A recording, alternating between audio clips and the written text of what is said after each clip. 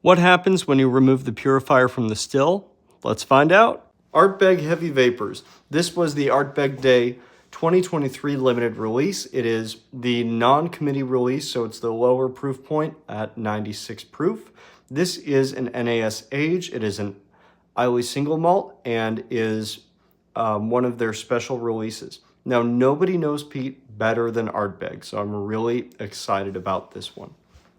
What they've done for this to make it special is they had a purifier in their still that would send more of the oily viscosity and some of those precious peat vapors back into the still to refine. They took that out, and this is what we get.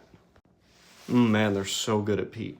Anyway, the notes on this are going to be more of a muddy, earthy note. You know, I would describe it as kind of like just a swampy, very muddy, wet note with some smoke, like a campfire. A little bit more of a rubber note, rubber peated note. You get a little bit of a charcoal in there. You don't really get your stereotypical smoky flavors like mesquite and whatnot. It's just very, very muddy and dark and smoky.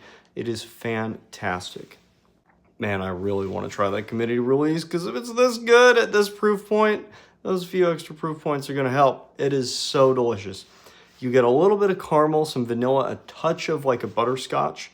Then it just fades into that really dark, deep, muddy, peated note, very campfire-esque. It's not all that, you know, like mesquite and what most people think about. It's more of like a pine and a little bit of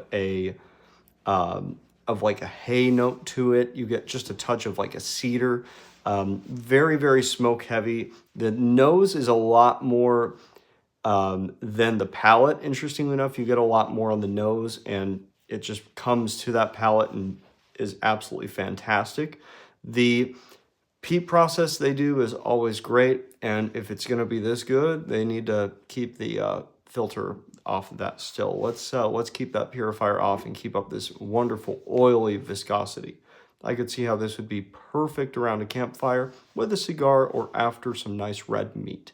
If you can find it, because some places still have it, you know, it's pretty hard to get though. Definitely sip it, definitely buy it, get a backup bottle.